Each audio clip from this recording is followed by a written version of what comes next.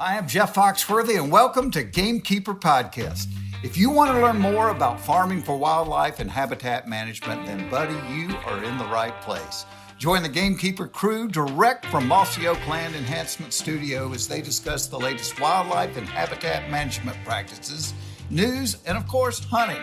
There's no telling what you'll learn, but I'm going to tell you, I bet it's interesting. Enjoy.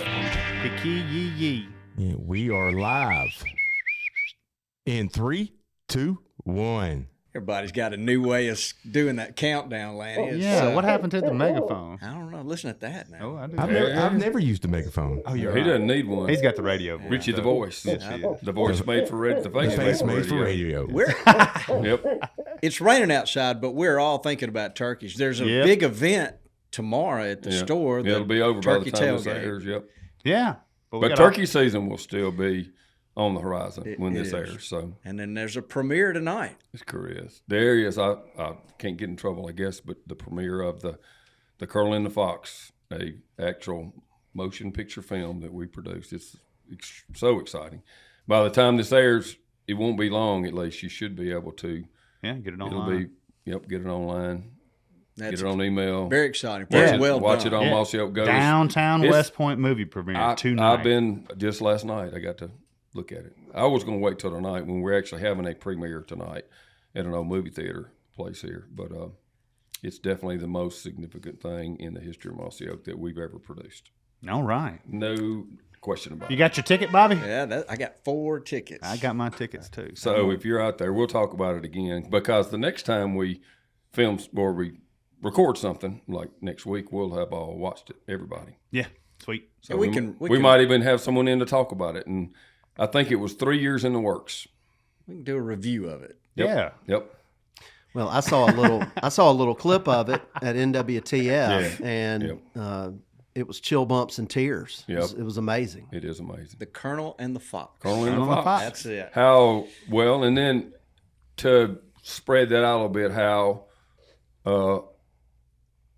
our greatest generation of turkey hunters saved turkeys for us. Oh, yeah. And so, they make the point in seeing both of them are still both alive and still able to talk about stuff and all, especially through this, that could be, they're one of the very, very few, if not only, people alive that killed a turkey before World War II that are still alive.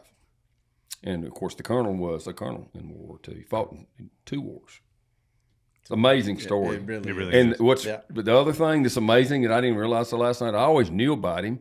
I'd actually kind of met him. He was in the camp one time we were there, but it was like you didn't really go bother him and stuff, But they grew up only blocks apart Yeah, that is. in the same hometown In Mobile. in Mobile, Alabama. Huh, Yep. That's interesting. That is. It really is. I can't wait to see it tonight. Me neither. So today we're recording the first in a series. We're calling it a master series of specific calls. And we're going to talk about Yes. pot calls. Here we go. We got another one planned for box calls, mouth calls. Going to get to trumpets. We're just going to kind of touch on all these and have the best people that we can have access to come in and teach us and explain these things to us. And today we've got Terrence Williamson. In the house. And this guy knows how to run a pot call. And I'm losing my voice here in a second, but I'm just telling you. Bobby Terrence always Williamson Bobby can run a pot palpitates when you said slate call, so he I can use all the help I can get. No doubt about it. yep. call. Terrence, welcome. Well, hey, I'm glad to be here. Looking forward to running some calls and talking about some turkeys today. Well, tell us a little bit about yourself. Where are you from? Well, I'm from West Alabama, over less than an hour drive from here, over in Pickens County. I grew up in a little town of Gordo. A lot of good turkey hunters in that county that y'all A lot find of here. speed traps too. Yeah. We are known for that. Every time I tell someone that I'm from Gordo, You got to they- slow down when you go through Gordo. Every time you go through Gordo, don't go 36, go 35. That's right. every time I tell someone I'm from there, they tell me about the time they got pulled over passing through there. So Yeah, I'm not going to even touch on the stories. Yeah. I avoid them. So you make a living, you work with the highway department, right? yes, sir. I work for Alabama DOT. I'm a civil engineer. I've been with them for about a little over 18 years, and that may be the wrong profession to be in to try to take off and turkey hunt as much as I do. It's great for duck hunting because a lot more rain in the wintertime, and a lot of those construction projects are rained out during that time of year. So I can take off and travel to duck hunt without it really affecting anything. But this time of year, as the turkeys are starting to gobble and seasons are starting to come in, that's about the time we're trying to get new construction projects up and off the ground and get them going. So they do kind of get in the way of each other sometimes, but work just does. That's what we call the real world. That's right. Well, he's the opposite of us. We're looking at the long range forecast going, oh my gosh, pouring down rain on opening weekend. And he's looking at the forecast going, yeah, pouring down rain on opening weekend. That's right. I'm going out there in it. Exact opposite. Yep. He probably knows more about hunting in the rain. We talked about that, and I said what my old friend had said. They do the same thing they do when it's pretty. You're just not out there. You know, we all stay at home. He probably knows more about bad weather hunting because that's when he gets to go. Hey, if we're rained out, I'm taking off and let that rain break and go find a field with one in it trying to do its thing. They're going to be wet and still being turkeys whether we're out there or not. So. And they do like to get out in fields when it's That's wet. right. Yeah, especially when it's wet. That could be a podcast in itself. Yeah. Do you think it's just the water dripping from the trees that bothers them, or did they dry out faster, or what is it? Because even when it quits raining, if it's still the woods are all wet, they'll want to get out there, you know. That's right. I don't know if it's partially to dry out, but also to get out there where they can hear. Because like you said, I bet you that's too. They can't feel protected. All those here with all the those drops. drips I thought about dropping. the drips dropping to you. That's said right. that. I didn't think about the and here. everything's so That's a much good one. quieter Yep. walking around in the leaves too. Yep. So Drips dropping. Drips dropping. Drips are dropping. Drops dripping. That's the name of our new band. We come up with those quite often. That's pretty good. It isn't drip. Is that a new slang word for? Yeah. We learned clothes? drip when Yeah. old Sam Kohler was Yeah, here. you drip. You got some drip going on. Got some over there. companions well, a drip. little bit. That's right. I tried to dress appropriately for the day. Styling. That's awesome. I see a lot of turkeys riding down the highway. You see them up on. You talking about on the side of the road? You're not talking about in vehicles, right? Yeah, on the side. On I the didn't. side I of the didn't road, make sure you weren't talking about people. or Yeah, what's that something. little bottom right there? McShan. Wait now, y'all got to About- hold on. So do you make note of Look these at him. places? And boy, I need to go check out that highway right there. I'm not gonna lie, because I'm over our Tuscaloosa area projects, and we cover from Tuscaloosa, Greene, Sumter County. hold up now. Wait, Stay out of wait just a Sumter County. daggum minute. Stay out of Sumter County. When I'm out riding projects, if we see a turkey, I'm gonna pull over and pull out my phone. I've got OnX on there, and I'll drop a pin, and then I'll go back and try to look and see if I know any of the property owners That's around right. there when I get home. And How can I call these people? that's right. Do you have like other people with the DOT that are looking for turkeys and giving you information? I try to tell all my buddies, but most of them are turkey hunters too. But I try to tell them to be on the lookout where they see some. And Yeah, you know those saying about how to know for sure when a turkey hunter's lying. Yeah. that's it. His lips are His moving. lips are moving, Big especially time. this time of year. yeah, that's true. Yeah, we- Definitely true at this table. You're never getting the full truth. No. You might get a little grain of it. That's pretty cool. He's got a system too. That's, Yeah. That it's not only what he has We have to to do, keep our eyes out down there. but it in makes it Alabama. fun. It makes the whole process more fun. Wow. Well, so we see the I guess it's crimson clover's first thing that kind of starts blooming on the side of the roads, and maybe that's what turkeys are out there after. I don't know. That's right.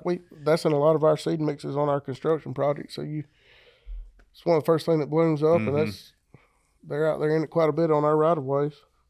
Oh, yeah.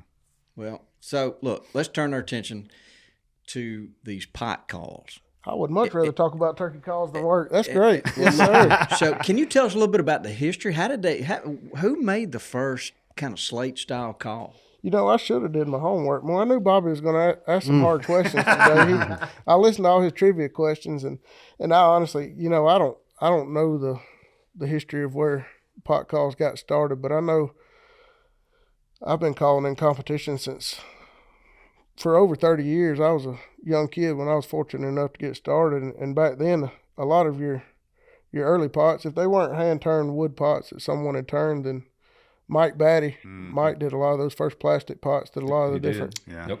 companies used. And A true pioneer. And Yeah.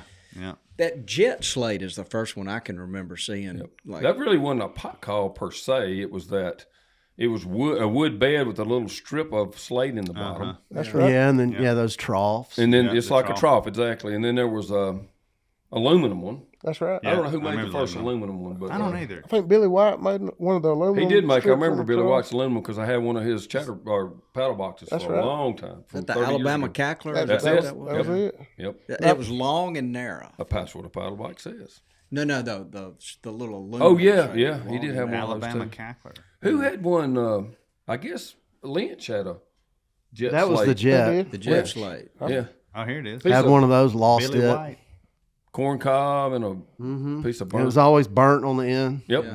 I've still got one old jet slate put up. That one of the old Ben Lee trough calls. That That's that right. was a good yeah, one too. Yeah, I remember that. I did have a Ben Lee. He had aluminum, didn't he? I think he did slate and aluminum. Yeah, I think he did. So slate just sounds so henny to me, but like sitting around here, I expect you're going to sound just fantastic. Well, let me when we just get say, your he call. would know. What are all the different substances today besides just slate? I mean, I Yes, know sir. slate and glass, but there's a lot more. You know, everything started, I guess, with slate and glass, and then aluminum, crystal, Ceramic. ceramic. Yep.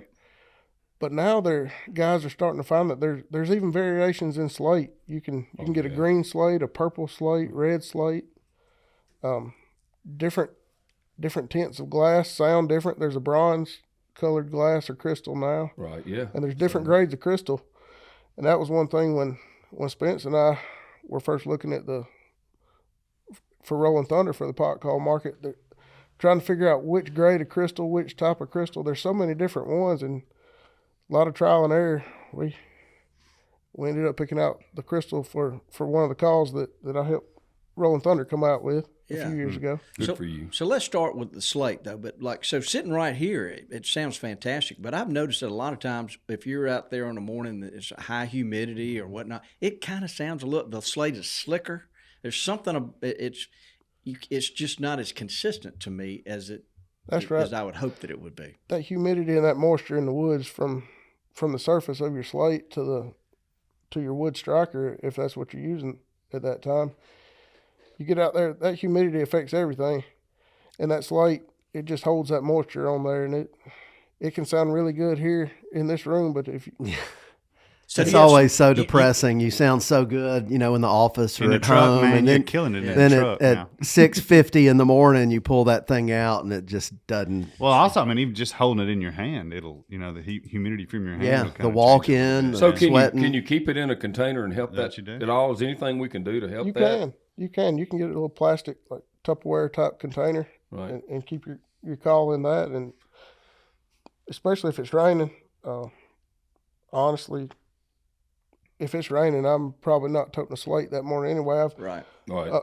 Yep. a plastic pot with an aluminum surface that's not going to soak up that moisture, and some kind of waterproof type striker, or just my mouth call. I mean, I know we're talking about pot calls. No, but if that's it's raining good. most of the time, I'm Yeah. just leaving the truck. Talk with my, about strategy Yeah. too. Well, I mean, you don't want to ruin a great call. That's right. you That's know. right. So let me ask you this. This is the thing that always kind of intrigues me about pot calls. How do you find the sweet spot in one? Do you have a system or do you know it's going to be on this side, one side or the other? What? Tell me. It's usually in the same spot on just about every call. If most pot calls, you're going to have holes in the bottom where your sound's resonating out of. As you're striking that call surface, the vibrations are going through whatever your calling surface is, and then over that soundboard. And there are different types of soundboards, but as that soundboard vibrates, your sounds are coming out through the holes that are in the bottom. And if you flip this pot here over, you see where that circle, where the holes are there. If you flip it back over on the other side, right in line with where those holes are, somewhere on that surface is where that sweet spot's going to be. So not in the dead middle of it ever. That's Pretty right. much between there and the outside edge somewhere. The dead middle is just like you said. It's usually really dead. If Right. like on this one here, that's really dead right in the middle of that pot. But if you get out towards that edge, right on top of where those holes are, Yep. Yep. just that tone there, you get so much more life in it. Yep. And henny sounding. And it may be, just depending on how you hold the pot, it could be on the top right corner, or it could be anywhere around that surface. And usually I just got lucky and scratched up half of this one, and I found the spot that I was happy with. Normally I'll scratch up the whole entire surface on a call, and I'll call all the way around it until I find the best spot on there, and then I'll mark it with with a marker so that I can go back to that spot each time. Yeah, I like that. Your daughter's been begging you to hunt since her little brother shot the big 8 last year. You've ran a fire, dissed the fields, got stuck, got unstuck. Planted food plots, fertilized, and prayed for rain. You moved trees, limbed roads, even bought one of those fancy cell cameras. So what's your excuse? LS Tractor.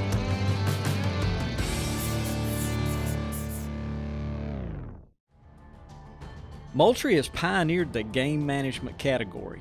Today, Moultrie is one of the best-selling brands of feeders and seeders in the world, and they continue to innovate with new technology that gamekeepers will rely on. Moultrie products are always field-tested and designed for hunters by hunters, combining forward-thinking innovation with time-tested practicality. Moultrie, first in feeders since 1979. All right, so guys, Moultrie is offering our listeners a 15% site-wide discount at MoultrieFeeders.com. Use code Mossy Oak with a capital M, Mossy Oak, at MoultrieFeeders.com and get that 15% discount. Well, let's hear what you sound like. Run through some calls for us. Okay, this is just a crystal pot. This is actually I've got it written on the back, hunting call. That's your hunting call you use? This is right out of the vest. Don't set it down in this office. Oh, it's a little weathered. It's been through a few seasons, but it's a crystal, but you can get really, really good and quiet and soft on it. Yeah. But you can also get loud. That striker you use, is that the one that comes with it? This is a Purple Heart. I think the first year that we brought these calls to the market, I think we had the one-piece Purple Heart or maybe the one-piece Diamond Wood with it that first year, but it's a striker that Rolling Thunder does sell.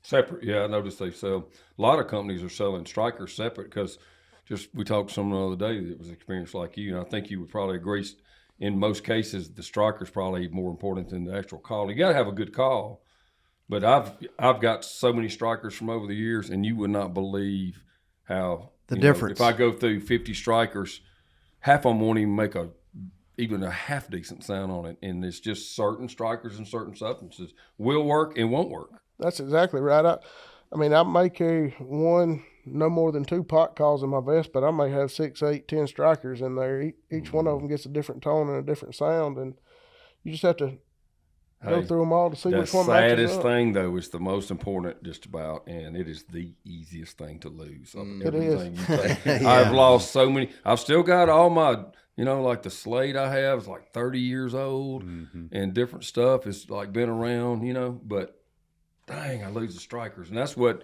I don't, today I don't have one I like on that old call. I got to find something.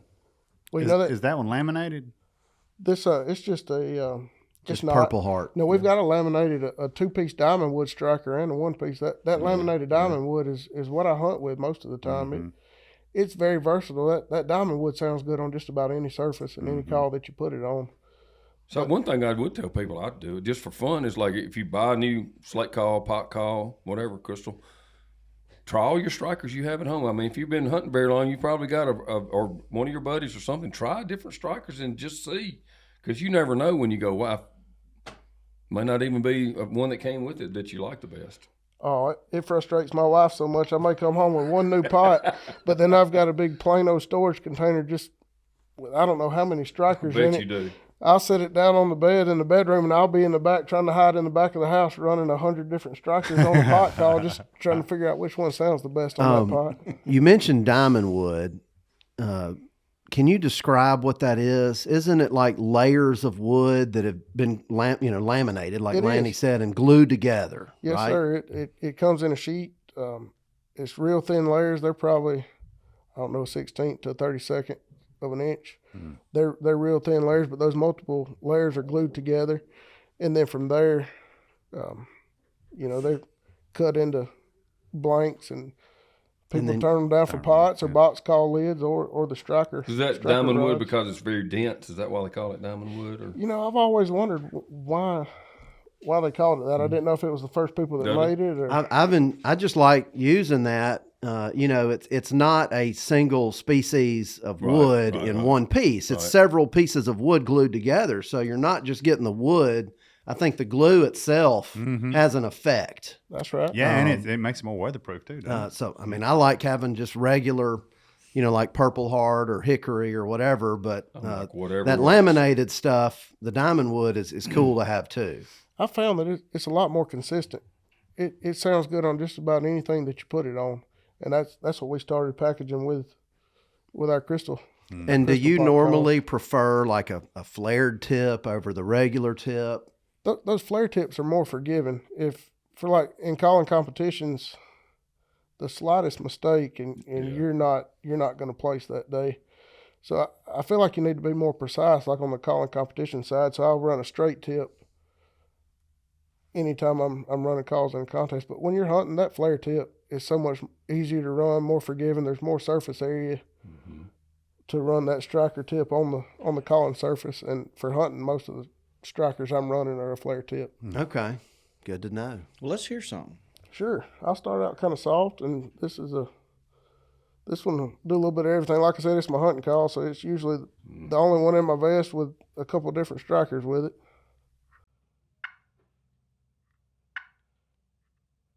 And you can do your soft clucks that when turkey's first waking up on the limb, your real soft clucks and tree yelps.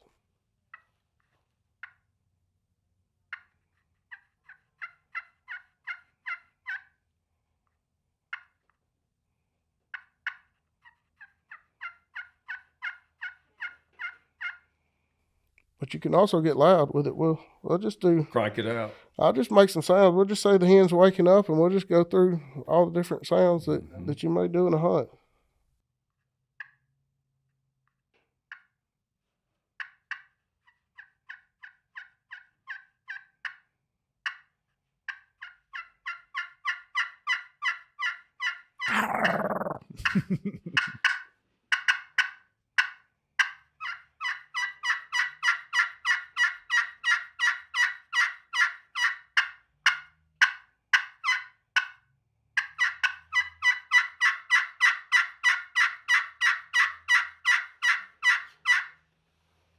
As they say, that's Man, turkey. Yeah, I that's love turkey right there. that high frequency that was Yes, mixed in on that yeah, yell. yeah. I like mean, those it's stutter like step. it's almost like folks singing in harmony. Like I can't get all of it. Would in you have there. gobbled? Oh, I would have gobbled. Yeah. Well, That I sounded appreciate good. that. Well, thank you. So is that your go-to call there? Is that and that's a crystal? You prefer that over a slate or? It is when I first came to Rolling Thunder with Spence. I guess that was summer of 2020. He told me, he said, "We've got a little bit of time, but now we need to bring it to the market this coming turkey season. So put some thought into it. If you had one call to take to the woods to hunt with, what would it be?"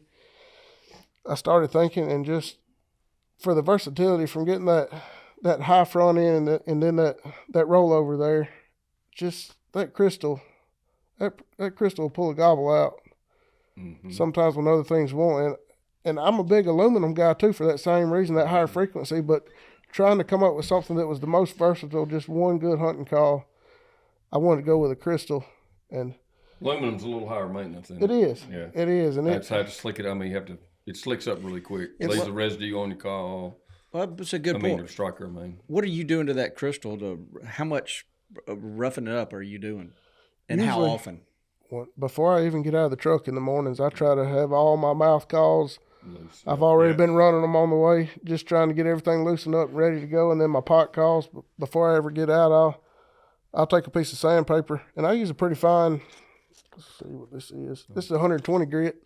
Yep. But I'll take some fine sandpaper, and I'll go ahead and rough the surface up of my pot before I'll take it out of the vest and get it roughened up and put a surface back over it, or just slide it down the pocket. And then I'll take a Scotch-Brite pad and just rough up the end of my striker there. But I try to do all that. I'm Ready to go. one of those guys that the other guys that hunt with me think I'm crazy. I'm getting there an hour and a half before things even think about waking up, and I don't want anything to know I'm in the woods. When I get out of the truck, I go and sit down in the dark, and I'm letting everything wake up on its own, and I don't want to make any kind of sound or do anything that would let anything know that I'm there, much less a turkey. Mm-hmm. Wow. I like that strategy. Yeah, I do That's a woodsman right there. So- resembled that remark.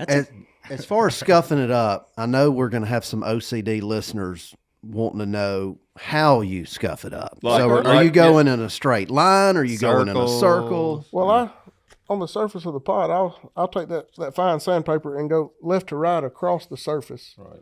Because when you're yelping on it, you're calling across the grain, across the way that you scuffed it up to get that 2-note, that breakover in your yelp. You're calling from that sweet spot where you're getting that higher front end, and then as the striker moves towards the center of the call, that's where it's breaking over. Okay. Right. So you're going across it like 90 degrees, but you're turning, so at the end of the yelp, you're actually running parallel. With That's right. Yeah. You can see how on I here, see the your marks mark right on there. it, Yep. even though it's coming towards the middle, but I'm kind of staying in that sweet spot. It looks As like you're I'm making going a around C. It does. It is more of a C. You know, I watch you run that thing. It's like someone playing the violin in the symphony. I mean, it's an art form. Well, I But he appreciate that. is, but it's not, most people just grab this thing and the average guy, me, whatever, just, it's all, they're running it with the striker. But the first, and I have to give him dibs for us, Bill Ziering. Yes, sir. True pioneer. Yep. One of the greatest pot call makers in history. Said probably changed the face of it next to people, invented people like Mike Batty. But I watched him. I was like, how does he do that? And just watch him. He doesn't just run a call on the slate. He's actually, both hands are working in unison like a surgeon operating on somebody. It's pretty cool to see, to get what he does. He doesn't just run the striker, but he's moving his hand and rotating both wrists at the same time. Kind of like the guy we were watching making arrowheads. Exactly. Using both hands. That's right. For leverage and all that stuff. Yeah, you could just really, they almost do as much sometimes with the little intonations with the slate hand, your left hand, I guess, if you're right-handed. When I first got into competition calling I guess I first started in the mid-'90s. But those Cody calls, Bill's calls, that was what everybody ran. That was the best wood pot call that you could find. And to this day, there's one of the old green-topped hickory Yep. And that's Cody pretty sought strikers. after. It's in my vest every time I go hunting. Yep. I got one That too. was I Bob love that Dixon's thing. favorite Yeah. call, and he That was a could good one. flat run one too.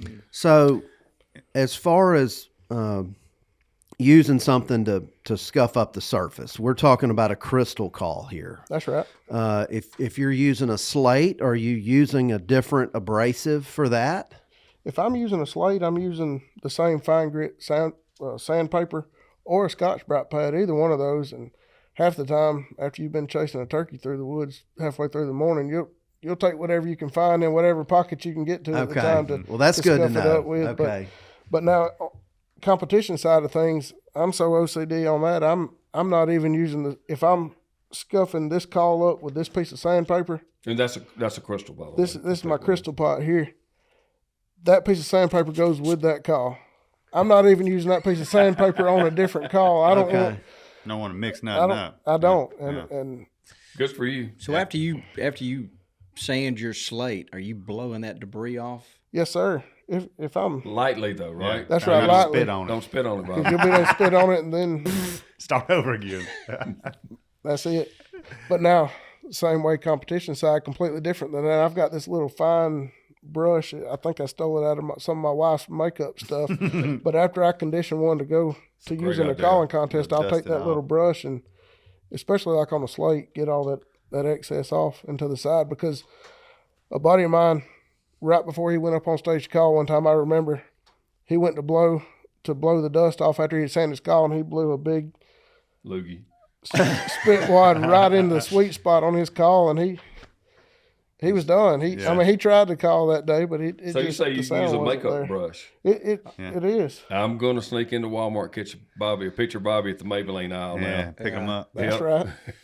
Talk to us about. Maybelline. I think one of the most important things that I'm seeing you doing out there is how you hold the call. Yes. The bottom of it, because it's almost like you're creating an echo chamber between the bottom of the call and your hand, and then it looks like, just watching you, your other hand is kind of on the edge of the call, not to mess the vibration of the top of it up. That's exactly right. I hold it.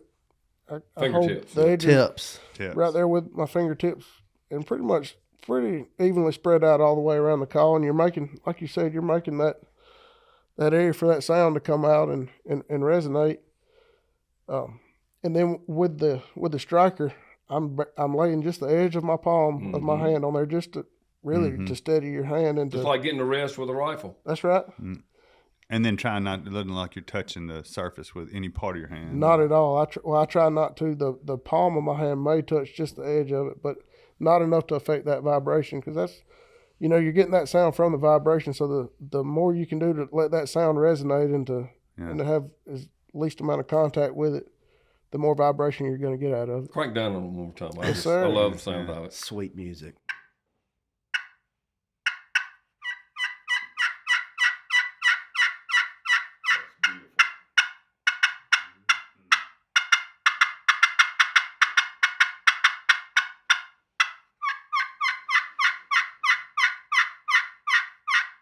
Some of these turkeys about to fly off the wall in here. Oh, man. That is a maestro. that is a maestro performance.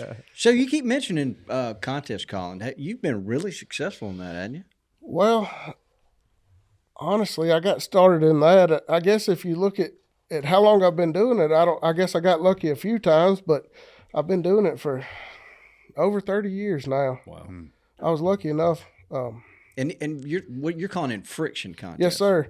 Growing up, there really weren't very many friction divisions, and I just called in the youth divisions when I first got started. But as friction calls got more popular and more advanced, and they've come a long way with them in the last 20 years, but honestly in the last 10, even more so. But I got started out, I think I was 8 or 9 years old. My dad helped Eddie Salter when Eddie traveled around selling calls, and King I, of the 10-inch beard.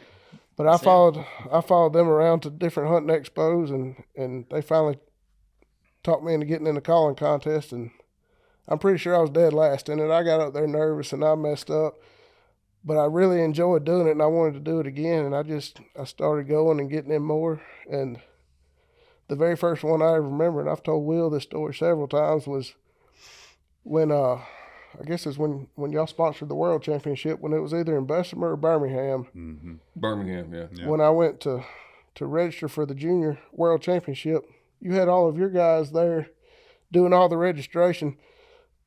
Bob Dixon was pretty much the one running everything, but you had Cuz helping with registration. You had Troy Ruiz back then. You had all those guys helping. And I was this little kid that saw all these guys on Hunting the Country and at all these hunting expos, and they're the guys there working to sign everybody up for the contest. And I thought that was the greatest thing. We had so much fun doing all that. That was a great event. It was And, great. it was fun. We injected some new things. I think the first, friction, the first team calling thing, That's right. which I actually to this day enjoy listening to more than any of the contests. That 2-man team thing Yeah, it's is pretty cool. fun because 2 guys, one guy can sound like maybe 2 turkeys, that's really talented, maybe 3 with another calling thing, but those guys sound like 2 guys can sound like a whole flock. It's do. amazing. Hayram. It really is. It's been fun. It's a spectator sport. Oh, it is. And they've kind of transitioned the 2-man deal at the Grand Nationals in a little bit different direction now, but because of the popularity of the friction stuff, now you have one guy that does half the calls that they ask for with a mouth call, and the other guy does the other half on the friction calls. And that's where I've been, I guess, the most successful the last few years. When the very first year the NWTF added that division at the Grand Nationals, Hunter Wallace and I, in 2019, we won the very first 2-man air and friction challenge that they had. That's awesome. We got lucky and won it again the next year, right? That's not luck right there. Well, That's calling Alabama lucky I tell you. in football. Well, then we had it in 2020 right before all the COVID stuff shut everything down. And, we went 1 year without having the Grand Nationals, and then we had it again in 22. And Hunter and I had won the first 2 they ever had, and we were so excited. We were going to do it 3 in a row. And it got down to Hunter and I, and then there was one other group college on stage with us. It was Dave Owens and his partner Zach, and we came in second in the third one, so we almost made it 3 in a row. But Dave and his partner, and they're great guys, good friends of ours as well, and I was happy to see them win, but I sure would have liked to have. If we could have made it 3 in a row, that would have been great.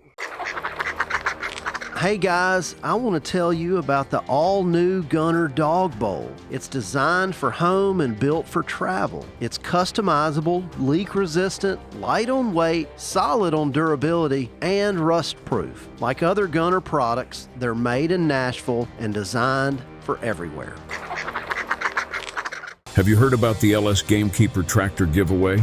That's right, we're handing over one of our Gamekeeper used LS tractors, and believe us, the team isn't thrilled about saying goodbye. This powerhouse comes equipped with a front loader, belly mower, backhoe, and tiller, making it the ultimate camp tractor with unmatched versatility.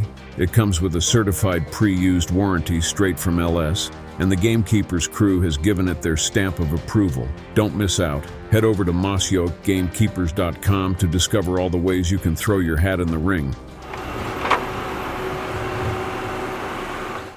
I still remember the first, it was kind of revolutionary in all the calling stuff, but the first person who ever dared use friction call in the Open, the Grand National thing was, I believe it was Matt Morat. It was. And that's who I looked up to. Man, he could run He one. could do it now. And he could sure could. He still can. And when he and I, when we got to work together a few years there at Zinc and Avian X, back when we were doing that deal, and I finally got to hunt with Matt out in Texas and watch him call up some turkeys, and we got to hunt together a few days. And after growing up watching him calling in all those competitions, because it's like you said, he was the first and the most successful with friction calls. He won. He won the Senior Open division of the Grand Nationals running friction. Yep. He's the only guy I know of, I guess, to this day to ever do that. So I looked up to him, and when him and Eddie did the HS strut, when they did all that stuff in the 90s, that was what all the kids, we all grew up watching that. And Yeah. So do you have looks like you brought up a couple more calls. What else have you got over there? I did. This is a different call that Rolling Thunder came out with last year. It's a peg leg series, and it's a cedar pot with an aluminum surface, a black anodized aluminum. Oh, wow. If I don't, normally I'll keep 2 calls in my vest. If I'm toting 2, a lot of times I'm just toting that one crystal. Just Right. I don't want to be weighed down a whole lot in the woods. Right. Yeah. But if I'm not running a crystal, I'm usually running that anodized aluminum, just because that higher frequency, it'll pull a gobble out of them sometimes when nothing else will. Let's hear what it sounds like. It's a little bit different tone, but You might want to wear your ear protection. Same striker, striker. yeah. It's gonna be piercing. I can hear it. We're gonna act just like we were hunting. I'm gonna use the same striker that I would have had on that, because most likely if it's dark and you're pulling you don't know which striker you're pulling out. So yeah, we'll just use the same one on it. But even on the clucks on that front end, you can hear that higher pitch on the clucks on that aluminum.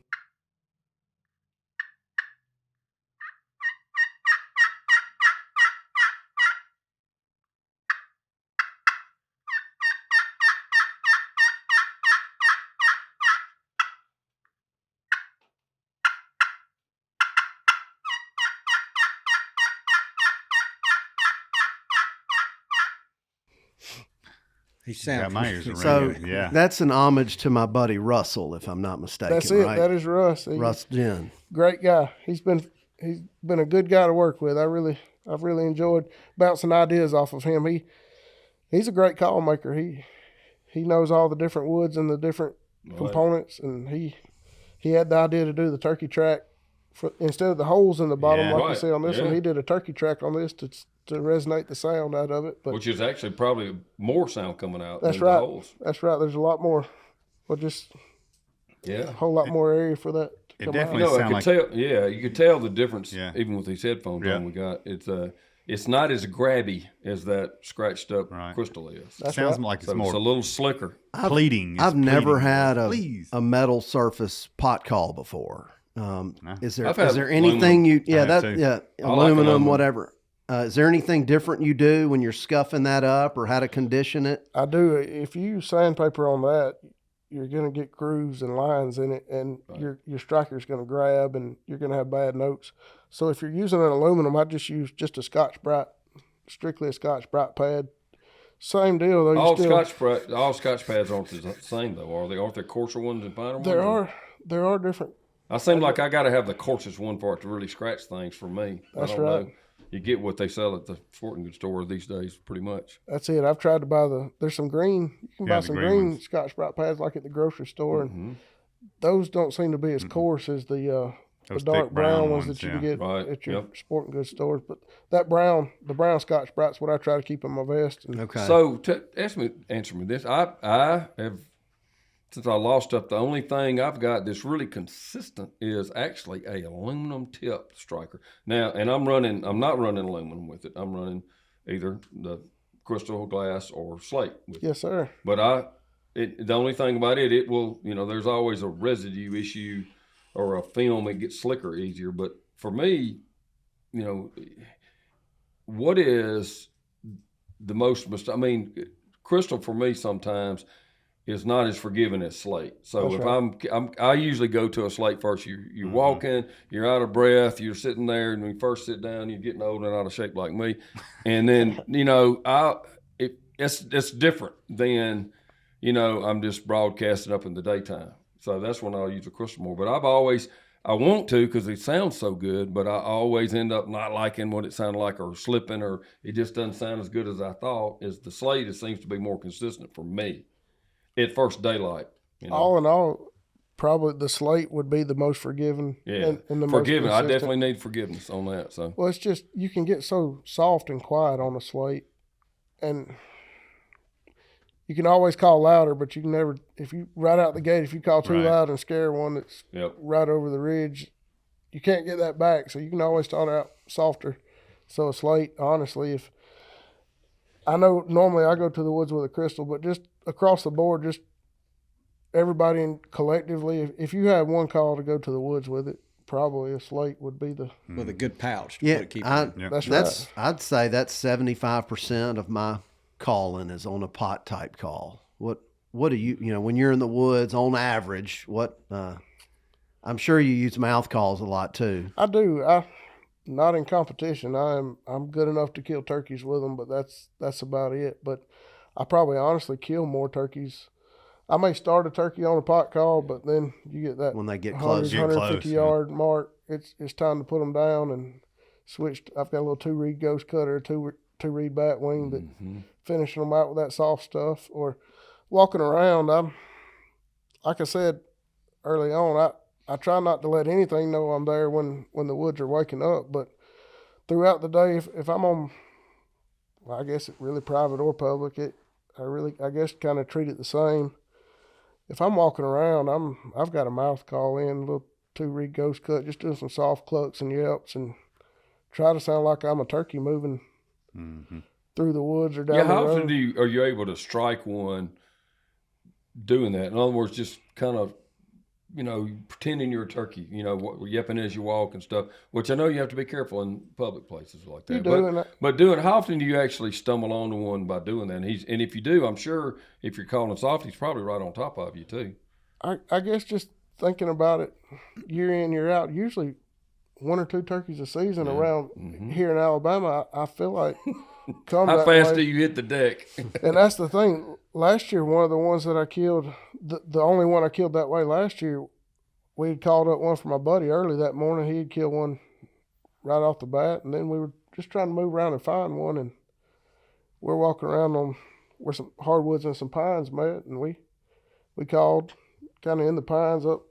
We thought turkey was in a food plot up on a hardwood ridge, and never did hear a thing, and we keep moving our way towards the turkey, and I just called real soft on the mouth call, and he gobbled just right over the hill. Oof.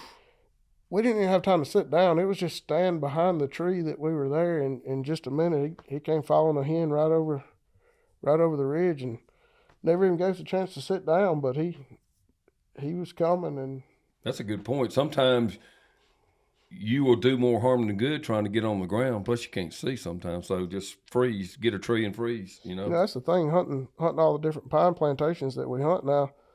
A lot of times when you sit down, you lose A lot of 3/4 of what you can see absolutely. versus standing up, and it's all situational. There's times and places that will work and won't, but if I've got a chance to stand up and hide behind a big pine and the turkey can't see me, I may. Yeah, I've tried it, and I'm sure I'll try it again at some point. Good Lord willing. Lord have mercy. I tell you what, the standing up. Oh gosh. If you're facing the right direction, but if something happens off to your side, you get in a You bind. better so be many- prepared to close the deal really quick if you're standing up. Just so many things that can go wrong. I'd rather be sat down with my back to a tree, comfortable and Yes.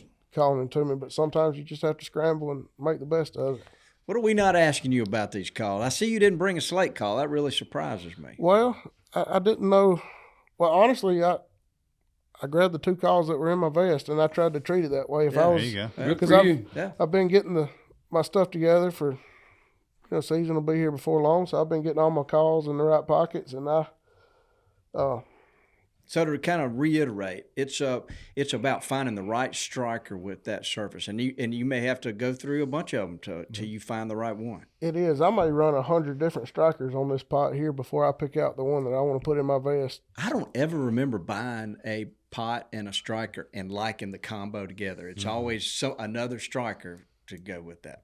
It's almost like they just, well, here's a striker. But I mean, it's it not could gonna be it could the right change with the striker. time of Well, day. that's the wood. Every Dudley can tell you, all different. the wood's different. There's right. different dents. Even in the same tree, the wood's different. Yeah, So I mean, a humid day versus a dry day. I will say, here's ask one a thing. musician; they'll tell you the same thing. Bob Dixon taught me, and you can't do it before daylight, so you're just dealing with what you're dealing with humidity and stuff. But on the slate especially, it does not perform when it's super cold like it does That's when right. it's hot. So we'd go somewhere from one place to the next up in the morning, and he'd pull them out and throw them up on the windshield and let them get hot. And man, they would scream so much better when they're heated up like that. They do. Same way on an aluminum call. When that aluminum is really cold, it grabs and it just doesn't have that same sound. Competition calling. When I used to run aluminum calls to Kiki before they started. They've come a long way with the long boxes. So now when I'm doing a Kiki, I've started trying to transition and do it on a long box. But when I was doing it on one of those aluminum discs, if that room was really cold that we were calling in, like the one up at the Grand Nationals was usually really cold out back behind that stage, I'd have a hand warmer that I would put in my call bag right up against that aluminum call just to keep it warm for when we walked up on stage to call. Because when they get cold, they grab. I didn't think about that because the aluminum's is kind of, the slate's really more dead when it's really cold. I didn't think about right. throwing a hand warmer in there with it on a cold Makes a lot morning. of sense. Throw it in your vest pocket. I learned something. I'm gonna do that. I couldn't figure out a way to do it. I think part of it is also drying it out up there on the windshield That's right. up in the day too. But Heat'll help. Lanny, you look like you had a question. Well, I just wanted to hear your story about your first turkey. oh wow, First turkey. Or your favorite turkey, however you well, want to do it. either one. Well, how old were you first turkey? First time I shot one, I was 9. Right. I think my dad just wasn't ready to hand the gun over at that point. I've messed with him about that now. I resemble that. I resemble that. Like Mr. Fox was like that. Because I think I was 4 the first time I watched my dad shoot one. wow. And he made me, I was sitting between his legs. I guess that's a good one to tell to start with. I'm from South Alabama down in Covington County. My dad, early 90s, my dad got a job with Natural Resources Conservation Service as a district conservationist. And we moved to Pickens County when I think I was 7. We moved to Pickens County for him to come up there and help the farmers with all the different land management programs with NRCS at that time. But early 90s, when I first started going with him, we were hunting in Crenshaw and Covington County, and I remember he had an old Honda Big Red 3-wheeler that we'd unloaded up at the hunting camp, and he'd drive it part of the way. And when I wasn't there with him, I know he would just park and walk, but I guess when I was a little kid, he didn't want me to have to walk near as much. We rode that old 3-wheeler in one morning, and I looked back at the maps later on because I was curious where we were as I got older and trying to look at it. But I think we were right on the banks of the Conecuh River. And we had a turkey gobbling off in a hardwood bottom. And I remember that turkey gobbling. And my dad had me sitting in his lap, and he shoots left-handed. And I was kind of sitting in his lap and to the side, just kind of right up against him. And I remember how awkward it was for him to try to get the gun up and me sitting right there with him. But we had a group of three longbeards come right up there in our lap, or I was in his lap, but they were right up there in our face, couldn't have been more than 15 yards back then. Dad let them get as close as they were going to get, which was honestly pretty brave considering that I'm sitting there and can move and scare them at any time. But Dad wanted me to get the full experience and just see them come all the way up there. And Dad let them get as close as they could get, and they gobbled the whole time coming in. And when he shot that turkey, I remember he told me to go get it, and I jumped up and I ran and I jumped on that turkey as quick as I could. And those wings flat, and he spurred me, and I got beat up for a good 2 minutes by that turkey. But I jumped on top of it, and I remember sitting on top with that turkey with my arm around it the whole ride back on that 3-wheeler all the way back. And man, I was 4, so I had to watch him. Like I said, I think he did it on purpose. Now that I got over looking, I watched him shoot a lot more before he ever let me tow the gun. But that was a cool. good time, and I've been hooked ever since. Yeah, sounds like he did it right. Yeah. Yeah, Right. I agree. No doubt about it. Well, cool. We always like I'm to hear, picturing it. I'm picturing that in my mind, and it's great. Yeah, I am too. And so I sent you a note to be prepared to tell your favorite turkey story. But that's got to be it. You know, it'd be hard to top that one. I guess probably my favorite one now that I've gotten older is with Dad again, and it's with him shooting and not even me. I was blessed. He took me all over the country going to calling contests. When I decided I wanted to do that, from the time I was 10 until I got out of high school, anywhere there was a calling contest, if I wanted to go to it, he was gonna take me. Yeah.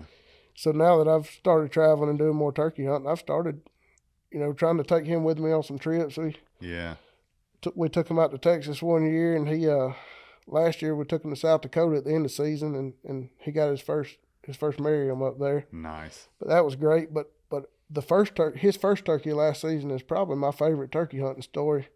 He'll be 70 this year, so he's getting on up there. He's starting to slow down some, and he had to buy some tetras a few years ago because he just can't hear them gobble as good as he could anymore. And I still try to find time between work and everything else. He and I try to still go to the woods as much as we can each spring. And last deer season, he got him an e-bike. Oh, wow. Yeah.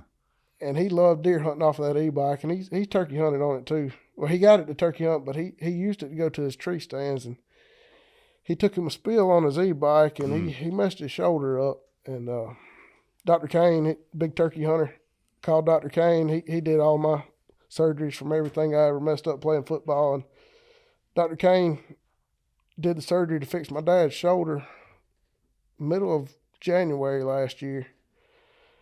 He was like, I don't know if he'll be ready because it was pretty extensive, all the stuff that he tore in that shoulder. So we didn't know if he'd be ready to shoot when turkey season came in. But I had the little 410 single shots that I had fixed up for my kids, and I had the little 20 gauge single shots. So when turkey season was approaching, we had him shooting that 410, getting ready.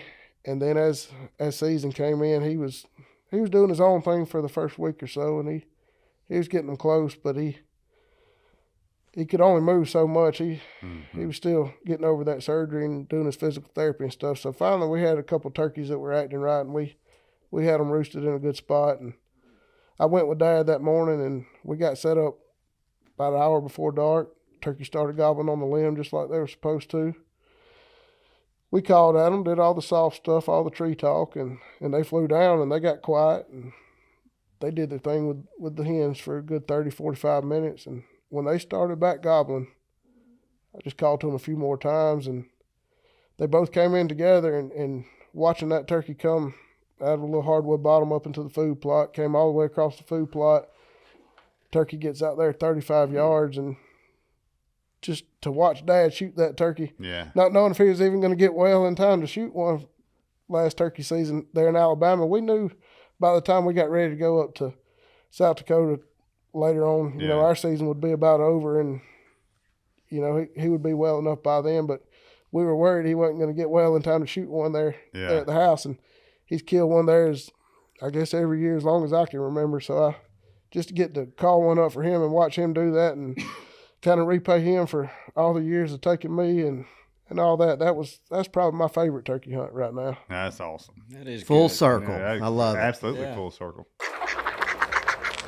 The Furminator is the industry's most versatile piece of food plot equipment, allowing plotters to do every step of the process, working the soil, adding seed and soil supplements, and compacting, from start to finish with a single implement. It's hassle-free by design. Set it for the seed size and simply drive the tractor, and the Furminator does the rest. Check it out at thefurminator.com. Nosler is known for their bullets, and now they're making suppressors. Nosler suppressors are made for hunting. Adding a Nosler suppressor to your rifle will make you a quieter, more accurate, and more effective hunter. Protect your hearing and disturb less game with a Nosler suppressor. The time to hunt quiet is now. Learn more at nosler.com. Dudley, you got anything else you want to ask? I want to hear some sweet purrs on one of your calls. Yes, we sir. hadn't really Great done question. we hadn't done any purring yet, Sure. I don't think, or have we? Well, I'm going to go back to my crystal call for that. Like I said, it's my go-to. You can get really soft with it on the I'll do a mix of some purrs and some of the yelping and clucks and stuff that they do when they're milling around in the woods doing their soft stuff. This is what it sounds like.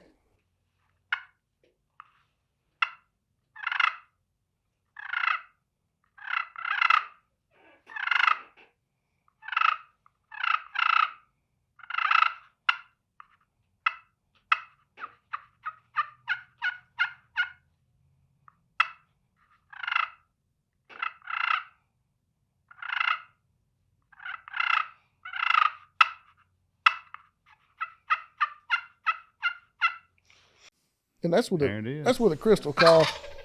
Now, if we were doing that with a slate, you could tone that down more and get those more mellow, more rollover in those purrs and a little bit softer. But just taking one call to the woods, if you're not wanting to weight your vest down with a whole bunch of different calls, that crystal's going to be a little bit higher pitched like that, but it's still a realistic. Get those realistic clucks and purrs out of it. If you got a buddy like Lanny Lanny's got rhythm. Here we go. I'm actually going to compliment. Hell no, here Lanny's we got go. a little rhythm, and you can be calling like that, and he can be scratching the leaves. And boy, that sounds good. Yeah. That does sound good. Those go well together, and that's what normally. Well, when Dad and I hunt together, now I'm the one on the call and he's the one scratching in the leaves, and it used to be the other way around. So but that right there works. It's killed a lot of turkeys just sitting around doing that clucking and purring and scratching in the leaves. Well, this has been good. I think we've all learned something. Yeah, no, we appreciate you being here. Hey, I've really enjoyed it. Good. Yeah, the directional scuffing on your call is something I really hadn't thought about. Yeah. I mean, I'm just roughing it up and blowing it off real quick. And well, if you think about just how that striker moves across that surface, depending on which way you scratch it up, determines whether you're calling with the grain or across the grain as you're coming back over it. So it all plays a factor. Now, if you're in the woods in the dark, you got to do what you got to do sometimes just to get ready. But that's right. But when you can pay attention to that, it does make a difference in the sound that you're getting out of it. What'd you learn, Dad? Well, I learned some stuff about aluminum calls. Hadn't done that, but scuffing it. You see people making this little bitty scuff mark, and I guess they're wanting to be able to see the beauty underneath the glass or whatever. But I'm gonna treat it like a hunting call. I'm gonna scuff up a big area, yes, sir, and then find the sweet spot. I'd rough up that whole entire surface and find that best spot on it. But yeah, if you don't have an aluminum call in your vest, I'd hit Russ or Spence up. I'd make sure we got you one in there this spring. I will. There you go. It's a good one to have in there for it's middle of the day trying to locate that higher frequency. That aluminum's hard to beat sometimes. I'm gonna do it. All right, guys. Well, it's been fun. Yeah. We let the games begin. Terrence Williamson. Keep in touch with us this spring. Let us know how you doing. Yes, sir. I'd love to. Just right down the road. I'd love to get together and hunt with some of you guys sometime. It'd be fun. Yeah, well, we'd love to come over there and hunt with you. Hey, come on. You know what? That's the one limiting factor is everybody would love to go hunting with everybody else, and it's so much fun and all, but nobody's wanting to be the one sacrifice a turkey over. No, I grew up around a lot of turkey killers there in Pickens County. I've seen some things over the years, gosh. But you start managing land and leasing your own properties, and you've got a lot more respect for it, and trying to take right. care of the turkey so that I can make sure both of my kids have turkeys to hunt. There you Amen. go. Right There there you now. go, right there. We That's try awesome. to take care of them. Like you said, that's one of the hardest things to give away is one It of your is. turkeys. Well, it especially in is. the last 10 years, they've gotten more scarce. And Yes, so sir. Yes, sir. It's not, I can remember, looked at that film we were talking about, and I could see days when we were hunting around here, maybe 5, 6, 7 years after they even opened the season up, we released them, and they were just everywhere, and they gobbled their brains out, and they came to calls. We were just killing turkeys like crazy. Yeah. I mean, I'm bound to tell them, we had like 11 people and killed like 9 turkeys in 2 mornings. I mean, you just don't do that anymore. Not around here. That's right. Wow. Well, Terrence, we appreciate you coming over here. Yeah. You've been one of my favorite people for a long time. You were the guy that would show up and had the most comfortable hats. You have sold hats for a number of years. Well, when I was traveling around, I worked at a little sporting goods store first couple of years when I was going to college at Woods and Water there in Tuscaloosa. Oh, yeah. Tony Laws. That's right. Yeah. Mr. Laws hired me right out of high school. So, the trivia, if you ever did ask, the very first sporting goods store to buy any mossy oak was Woods and Water, Columbus. Wow. The very first time I went out, Bill was with me, made my pitch, talking. I'll never forget it. It was David Laws, Tony's brother, but Yes, it was sir. Woods and Water. Columbus, Mississippi was the very first place to buy any mossy oak. How about that? Yeah.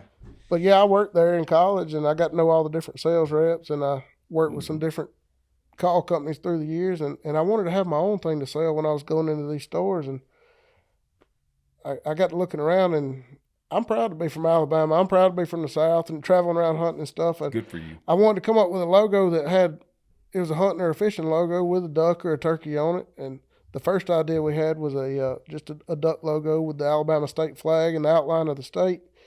And nothing like that had been trademarked at the time, so we came up with a Dixie Cup is what we called the first logo. And I remember that. we, when I was first trying to get it off the ground, I was trying to get something made up and trying to get them for all my buddies to wear and just trying to get the logo out there for people to see.